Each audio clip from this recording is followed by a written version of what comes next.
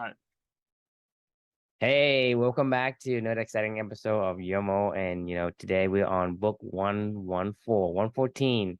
It's incredible journey so far. We passed the century mark like 2, 3 weeks ago, and we are excited to keep going. And there are plenty more. And today we want to talk about, a book of, I guess this is more or less a principle of how you want to approach things.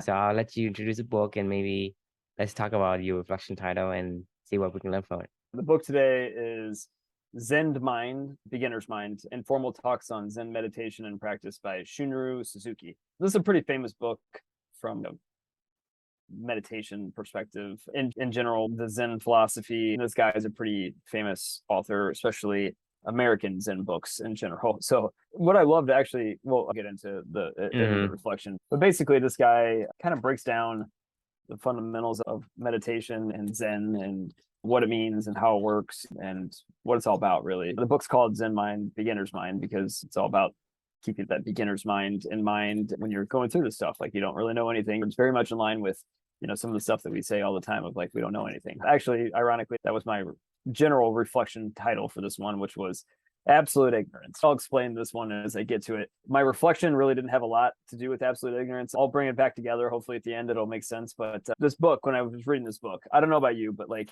I've personally always been just like terrified of meditation. I mean, you've known me for a long time now.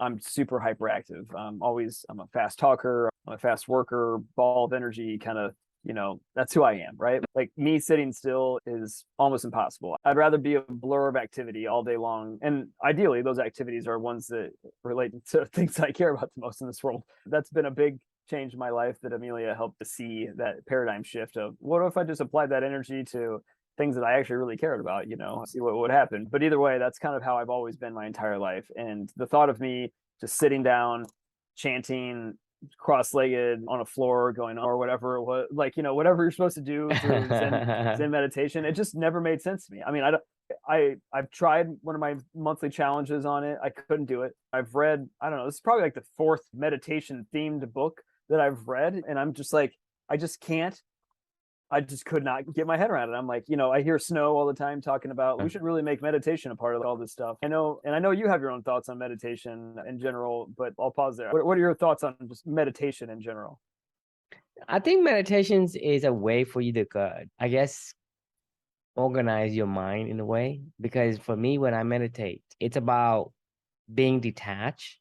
I don't get emotional because if a thought comes to mind, I say, oh, that thought comes to mind. I'm looking at myself as a third person. Like, I'm taking my body from how you have out of body experience, right? You think from that perspective and you say, hey, I'm just observing what happens and I notice different things. And because of that, it allows me to correct things that I don't want. For me, I don't say, hey, I talk too loud or I stutter too much or whatever. I don't actually feel ashamed of it because when I'm meditating, I'm trying to observe without judgment. And so that helps. And also in a way, when there are certain worries that I have, because I'm thinking from that detached perspective, it just flows quickly. I don't keep thinking about that problem or that worries, right? I say, well, it's there. Well, we're going to have to figure out something, but that's fine. Let's move on. And so the mental fatigue that you have when you meditate actually get released versus having hey, I worry maybe I can't do this job or I can whatever it is, whether that I'm too sick to do anything or I'm too weak to do anything or I'm too short, I'm too fat, I'm too whatever, right? Because of that you worry and it hangs on and that creates a mental fatigue. And mental fatigue takes away your discipline. It takes away your things to do anything because you kind of get stuck in rut. When you meditate, it allows you to escape that. So in my experience, it helps me with those kind of things. So I have a better way of coping with a lot of I guess the stimuli that comes into you. Like, hey, Chris says something that may or may not be intentional, but if I take it as an offense, then it becomes an offense because, you know what I mean? But if I don't, then it doesn't matter. So to me, it does help because that's how people say, you have to forgive people because it's not for them, it's for you. Right. Because you don't forgive them, you hold on to that thought and you're the one that's suffering. Not them. They have no idea, right? Somebody say, not revenge, but holding a grudge is like drinking poison for like two people or something like that. It does nothing. You don't get anything out of like, seeking, like what you were saying. It's like, you're just killing yourself. It's like, why? Why? Because if I randomly tell you something and make a social slur about you or something personal that I have no idea that I offended you. Right. And I go along my merry way and I'm happy. Hey, Chris loves me. Right. And, he thinks I'm the coolest guy. I'm an awesome guy, whatever. And then I have a blast thinking about how great we were. And then you go to your room, you mope it, hey, True said this about me and blah, blah, blah, right? You're the one suffering. I have no idea. Do you remember Billy Madison? Do you ever see the movie Billy Madison? Yeah. Remember the guy with the lipstick when Billy comes up and apologizes to him like 20 years later? He goes home and he puts his lipstick on and crosses him off the people to kill list. Yes. I mean, it does matter. Anyway, all right. So, no, I appreciate you sharing your thoughts on meditation in general. So for me, like, I always saw meditation one way, right? It was this. Right. And that's the thing is, we have to disclaimer is that there's a lot of ways to meditate. Ruining my reflection here. So yeah. So don't go back to the corner and more. Well, no, that's not my whole reflection, but I'll get there. So I've always seen meditation as only one way, right? It was like going to school, right? You either go to college or you don't go to college. That's higher education, like before this whole journey, that's how I saw education was like, you go to a class, somebody tells you some shit and you take a test and you get a piece of paper, right? Like that was education. That's how I've seen it. That's how I've always seen meditation as well, is you go sit on some pillows and you cross your legs and you do some weird chant shit, just like sit there, and I'm like, I've tried, like that doesn't work for me. So I decided to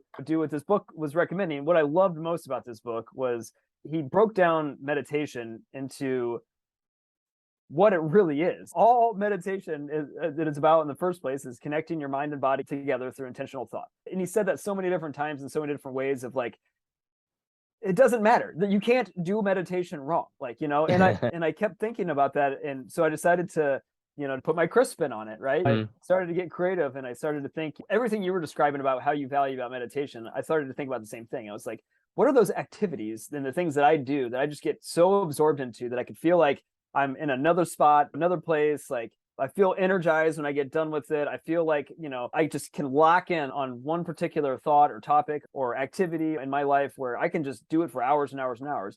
And it made me think about writing and it made me think about tennis, So like when I write in the mornings and I'm doing these reflections or writing the book that I wrote before or whatever it may be, or just my morning journaling, like I am like just absorbed in it. Like, I mean, this is all that I'm thinking about. Like all I'm thinking about is absolute ignorance, right? I'm thinking about what does that mean? How does that work? How do I apply it to my life? And it just flows through my hands onto the keyboard and boom, an hour later we have a reflection, or something like that. Sometimes I'm honestly these days, I'm kind of like, I don't even know how it happens. Sometimes I like almost, I blink my eyes and all of a sudden like, I have this reflection that's out there and I'm like, I don't remember how I got to where I got to. I mean, it just all just magically comes together now, Every time I go play tennis, like I don't look at my phone. I don't check email updates. I don't worry about anything other than that, the next point, the next match, the next game, the next, serve, the next shot. Like, I mean, I'm in it. Like, I mean, I am 100% just like single thought of like, what do I need to do right now? And it is so relieving to just release yourself, to just get out of that space. So this book made me think of Zen Mind, Beginner's Mind, right? Absolute ignorance. Like go into something. It doesn't always have to be just one way, right? This is how I think of meditation now. I feel very relieved and released, just like you talked about with how you do this. I do it in other ways, and that's fine. There's nothing wrong with that. The whole point of meditation is connecting your mind and body together to a singular activity, thought, whatever it may be, right? And to feel that release from everyday life and that exhilaration that comes with it. And it made me think about the concept of absolute ignorance, right? Right. We talk about this all the time. You don't know anything. I don't know anything. None of us know anything. And if you approach a situation like that, it's always been a lifelong frustration of mine of not understanding, or like formal education. I don't get it. Like I like learning, but like I like feeling like a release and relief from these tormentors that go on in your mind, right? But I don't know how this works for me. It doesn't apply to me. Like you have to take your own personal spin. If you have that absolute ignorance of like coming at things completely always a beginner and how it works for you and putting your own spin on it, there's no rules of life, right? Like, I mean, it's like, it's all good. Like, find your own path that works for you. And, having that absolute ignorance in mind, like, or beginner's mind is a great way to to put yourself in that place if you're struggling, you can't figure out how to get through that. So that was a reflection for the day. I'd love to get your thoughts. Yeah, I like it. I like reflection. To me, it reminds me of if you're writing something, right? Do you want to write it with a piece of paper to have a bunch of text in it already? No. Exactly. You want a blank slate. Yeah, start from the You beginning. want to paint something, you want a blank canvas, right? And so to me, this is a good lesson, a good approach.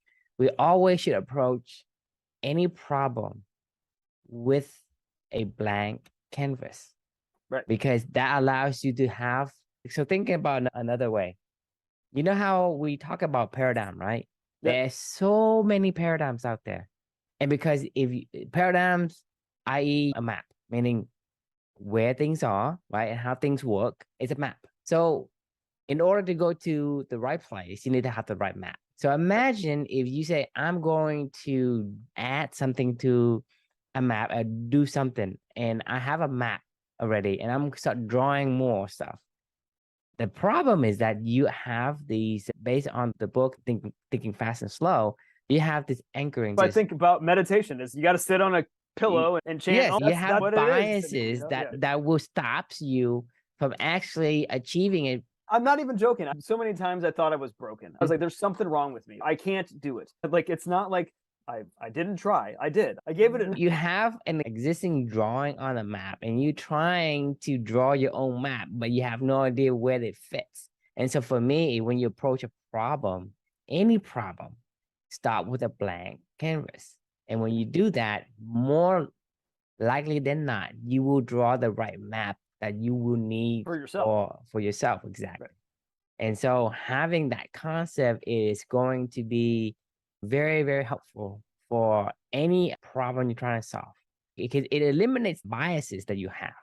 Because you said it right there, you don't know anything about meditation, but you had an image in mind that when you meditate, you gotta hit that gong or the bells, and you have to chant something, right? You gotta have like a dedicated room of a Buddha sitting over your head. And then you have to sit cross-legged, and you have to close your eye, and you have to, I don't know, hold your fingers a certain way, right? Because but you don't know for sure, but you think that's the way it is, and you use that as part of the, I guess, the facts. And this is what we talk about back in the days when we talking about having, like, learning by osmosis, right? You learn about meditation through osmosis. You didn't actually actively learn about it. You just heard from people telling you or seeing on TV, right? Do this. It's no different than like we talk about this all the time. We see all these people on like social media that are condensing all this stuff down, like, even if it's coming straight from their source. Like, let's just assume that that's the source. This was original content that they're producing and putting out, like an Adam Grant or a Simon Sinek or somebody like that. Well, in theory, that thought probably took Adam Grant, 20 years of thinking and writing and reflecting to be able to say those words, right?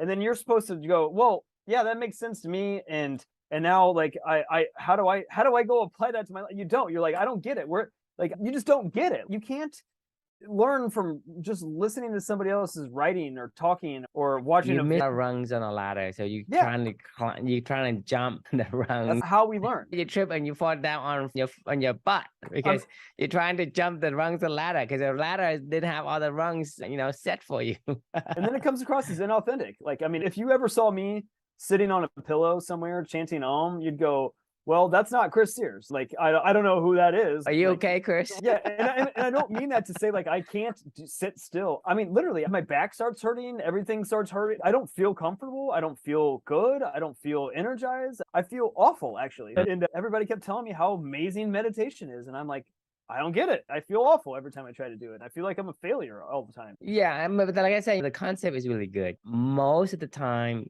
you will have the wrong solutions. There's a company out there, it's called Innocentive. Basically, what they do is they would post a problem online and they will give you a bounty. And whoever can solve the problem, they will give you the bounty. Like crowdsourced. So it's like, hey, any problem, like medicine, engineering, whatever. And interesting is that the solution to most of the problem actually came out of a different, completely unrelated field. almost always. Like, I mean, the Like, people that are 80-90% of right, yeah, all these problem solutions to the problem, and like really good problem, the best right, problem, the best solutions to these problems actually come from, like, in medicine, right? Some farmers right. have the best solution for them. You are deep in a trench of medicines or science or engineering. You All you see, have all all you these know. assumptions that you took as facts. And when you do that, this is where we're talking about the biases. The biases, it basically derails you from seeing the solution to your problem. That's why the Correct. person outside of your field has a better perspective, because they don't actually ignore some of the things that you often ignore, just because it's so prevalent in that particular field, right? I got to give you this really good example when we're done. Sorry, finish your thought, but I got to just remind me to tell you this really good example of this in a second. Go ahead and tell. Yeah. Do you know what that is?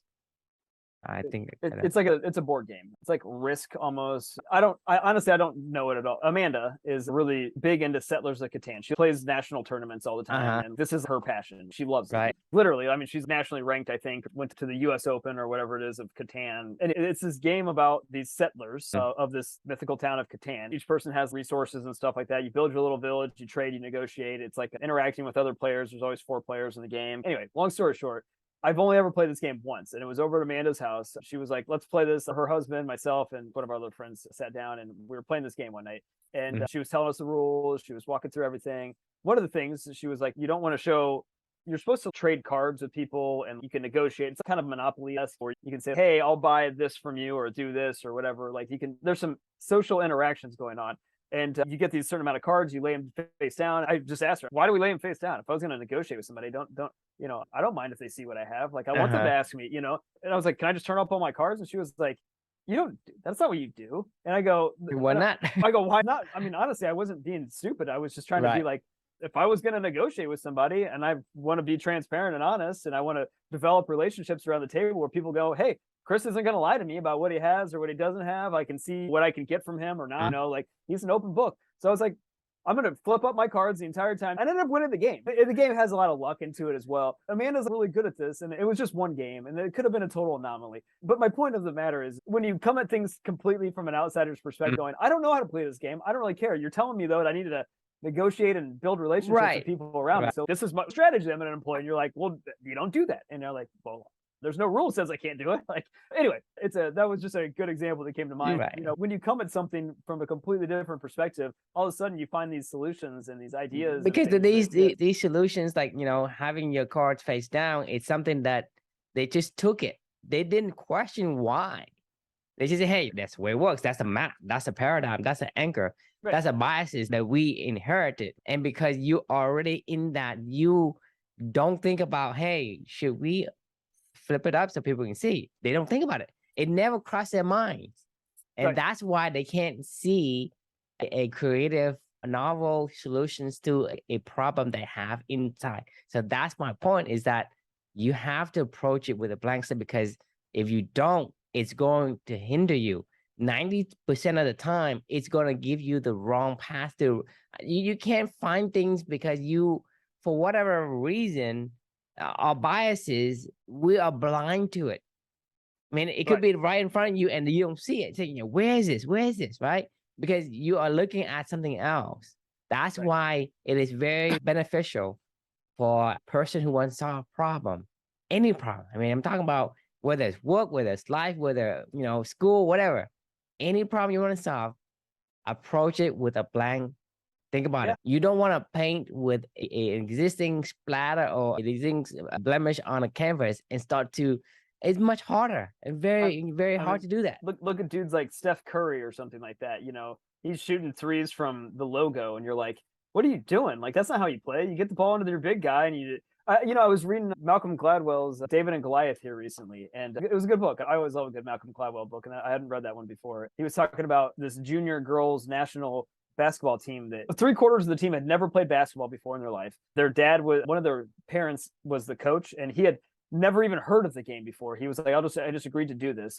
And he used to play cricket and stuff like that. He was Indian. He used to play cricket and like squash or something like that. He agreed to coach his daughter's team. They were from Redwood City, California. So he's studying the game and he looks around and he's like, I have people that have no idea what they're doing. They have no talent, no skill. They've never even played the game before. And he goes, well, what do we do? So he put together the strategy of, I'm going to, he watched games and he was like, I don't understand why they just stop immediately retreat back to their defensive end and give 3/4 of the court up, and let people just walk up and kind of initiate their offense, and then they. It's like, why are you waiting? Why are you waiting for the defender to come? Say, right. Go and execute your offensive play. That's what I see all the time in basketball. It's like, you dribble the ball to the other side of the court and you wait. And then you wait. And then you have all the defender comes back. And then you stop playing. I don't get it. Yeah, that's the same thing. He saw and he was like, wait a minute. So there's like a 5-second rule if you don't get the ball in, right? That's like step one. And he goes, okay, fine. We're just going to do a full court press the entire time. If they get the ball in, they only have 10 seconds to get across the line. So we're going to keep hounding them there. And if they get across that, then, it is what it is. But, I have a feeling that we'll end up stealing the ball a lot more. We'll get more layups on our own end because, we'll have easier shots and yada, yada, yada. So they did that. They pressed the whole game all the time, all day, every day. And they ended up winning a national championship and they had no idea what they're doing, but all they did was shoot layups and press people and people just weren't expecting it. And I know that doesn't work at every level. Like I think of like tennis, or whatever. You ability to see things that will be, right. It's something we keep ignoring, right? Because we've seen this so many times. We see things that people ignore. Agree. And having that perspective is going to give you that edge. It's not going to be 100%, but it gives you much more leverage. So that's the thing is, there's a lot of mental models out there. It's about first order thinking and second order thinking and nth order thinking, a bunch of these mental models, right? And to me, that's just really good because you need to approach it from a different perspective. And one of the things that we would ask, if you want to have absolute ignorance, how do you do that? If you, for example, a tennis player, right? I was just getting ready to say a tennis example. How do you do that? Okay, so here's a great point. So there was this guy that I was playing last year maybe about a year and a half ago. He's really good. Like he's a great counter puncher. He doesn't generate his own power at all, but like the harder that I hit it at him, the more that he's able to generate more angles and more pace back at me, right? And that's how I like to play. I like to hit the ball hard and try to go for lines and try to dictate play. Well, that's exactly what he wants me to do. This game, I was just bashing the ball as hard as I could over and over again. We were battle royale and I was exhausted. And I felt like I was just gaining no headway against the guy. We were, every game was close and it might as well just flip a coin and see who wins kind of thing. Right. So I finally was like, screw it. I'm just going to moonball this guy. Like when I say moonball, I mean like literally like heavy lob shots and things like that and just hit it high in the air and whatever. Well, I did that against this guy and he can't generate his own pace. And he just started missing every shot possible. It was insane. I ended up just killing him in the second set. The third set that we played, he walked off the court. He was like, I don't want to play anymore. And I felt really bad. See, here's the thing. It's like when you full court press people and you start to use your imagination and you start to go, why am I not using the full? Like I can hit the ball as high as I want to, as far as I want to, as short as I want to, with as much spin as I want to, with as much pace or not pace. Like, there's a million different ways that you can use the geographic dimensions on a tennis court, right? There's no limit to the height you can hit a ball as long as it goes over the net and lands into the court. So as you get into higher level play, people will have a counterpunch to that really fast, or they'll take it out of the air and just crush it at you. But a lot of players that are at my level, even though I play at a good level and a high level, they still don't know how to counterpunch that. Right. Like, well, this isn't how you're supposed to play. Well, who said the rules of how you're supposed to play? Now, the funny thing is about this example is I actually felt terrible because I was like, that you only do that when you want to win, right? So here's the thing that we need to keep in mind on this particular like what we're talking about. Outcomes shouldn't matter. Like if I'm meditating, the outcome of that meditation isn't the point. It is just to meditate. I don't care if I win that match or if I go and exercise my you know what I mean? So if tennis is my meditation, then it shouldn't be outcome based, right? But if it's not, and I want to win, then use your imagination and go back to first principles and just say like, what am I not seeing here? Everybody plays the same way. Play a different way. Serve and volley. You can do whatever. Right. Yeah. I have a trick I use for myself. It's a trick I actually learned from you. Okay. Yeah. You know the trick? I have no idea. Okay. So the trick of trying to getting a blank canvas when you approach a problem is, this is what we're talking about when you were walking your dog with your wife, Felicia, and you have this crazy idea, right? So all you have to do is imagine you're an alien looking down at two people playing tennis. And you observe it with like, hey, I'm an alien. I have no idea. Like we're talking about the observation of a dog and an owner. About a week. But think about it, that would work. Because the thing is, you come from this perspective as an alien and say, hey, why is that dog, walking that little tall, two-legged pet, right? It looks like the guy with the lights on top of the little four-wheel drive is the boss, right? Everybody, when he comes around, everybody is slowing down and giving him ways to go.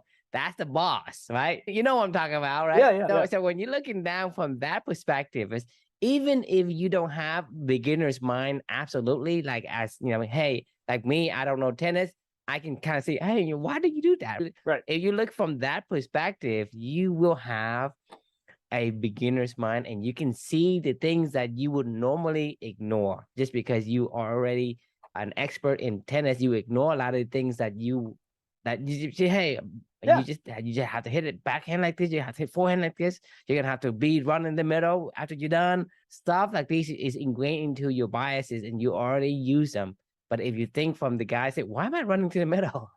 Right. No, I still don't understand why people overhead serve. I don't actually understand it. I feel like I can hit a 90-mile-an-hour forehand, exactly, with a lot of angle and down low and kind of zipping away. Why the hell don't I just try to rip a forehand from the baseline? Nobody said you had to serve it like a certain way. Exactly. Part of me is like terrified to try that in a match, because like you see people do underhand serves like in the pros, and it's like the ultimate sign of disrespect. Because that's a bias again. Well, that would be an awful idea, because it would bounce and they could immediately come in and just smash it right at your but like you could. Why can't you try it? Because the thing is, so what's important? What's the difference between a loft serve and return of a loft serve? It's the same thing, because when the guy serve you, he go overhead, right? He toss the ball up or high, and he smack it. So if you do an underhand loft serve, it goes all the way up, and then it bounce down. That's when he does his serve. Right. So if you're able to return his serve, a loft serve, it's basically, hey, you're giving him the serve from your perspective. I guess. So it's not different, that way. Right? It's a little bit different because you're hitting it from. But the thing is, when you do a loft serve, you control. It's just like we're talking about you playing offense yesterday, right? Versus defense, because you are lofting the ball to where you want it to be. So he has to go to the spot. Serve has got to go in one spot that they're already at. I mean, there's a square, that little square on that side. It has to go into, right. But you can go to the front of the square, close to the front, close to the back, close to the middle, wherever you want the ball to be. He has to go there. He has to react.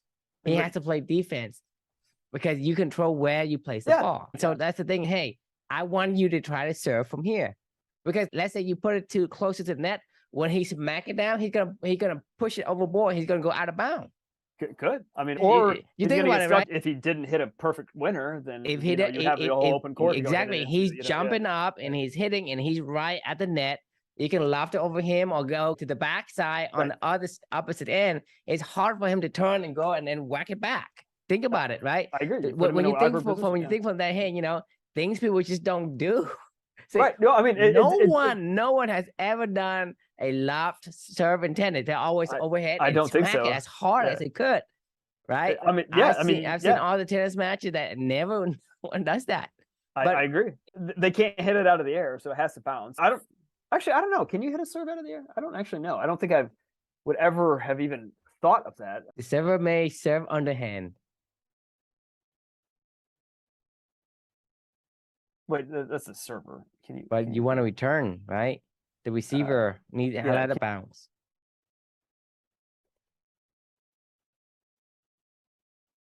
No. Oh yeah, that's good. That would be really interesting if you could, because then you could just stand right up at the net and like you could hit it as hard as you want. I just smack it right back into the court like in a nice little angle. That'd be really interesting. If that didn't, you should try it in a recreational tournament and see what happened. It's not no. I'm talking about doing a loft serve. Sure. I mean, you can do whatever you want. It's basically an underhand serve. You cannot volley back a serve. The serve needs to hit that little square in that square for it to be a valid serve. True, because if you hit a ball like out of the like if you just hit the other player and they hit it with the racket, that's your point. Well, no, that is true. That means you can't touch the ball unless it's okay. So that's the same thing. Never mind. I was gonna say you could like just hit the other player. Maybe that's a serving technique. Just try to hit the other player. Like just try to hit the ball as hard as you can at him, and like wherever they're standing at, just make them jump out of the way, you know. It's just a strategy, but you don't do the strategies unless you get rid of the biases that you have already. I can't even imagine playing a match against somebody that would try to physically just whack me with the ball as hard as he could, like on every serve. I don't want to play with you more. Like, lonely at the top. I mean, it's you gotta like, be willing. I don't want to play Chris. Yeah, the guy tries to hit me with the ball every single serve. It's insane, you know. All right, enough. We're over time officially. But yeah, so I think the moral of the story here is, you know, what would you discover if you approach your life and actions every day with the beginner's mind? Think you're an alien and you're looking at a situation and you're like, why do we live in these houses? Why do we do whatever, you know? Exactly. You know, I mean, you might be able to put a unique spin on what we're doing and ask some interesting questions that might lead you to somewhere. Most people will miss it, right, just because they have already a bias. Once they learn it, they can't do reverse osmosis learning anymore. There is no rules of life, you know, like there's just, you can do anything and just use your imagination. Like that's a big part of this whole entire journey, right? Is don't lose your curiosity, be imaginative, have fun conversations, think of things differently. And I swear to you, it's just so much more fun. Hey, it's like meditation. I mean, this is kind of like meditation, you know? It's not like we're staring at our phones 90% of the time. We're pretty engaged in the conversation, you know? I think so. I would call this meditation. So there you go. We just meditated. So congratulations. Exactly. For a whole hour, we didn't think about anything else except for how to approach a problem with the beginner's mind. Exactly. I didn't realize until, it's already past a lot of hour. Right. So it's time. All right. Until tomorrow, everyone. Thanks for joining. Yeah.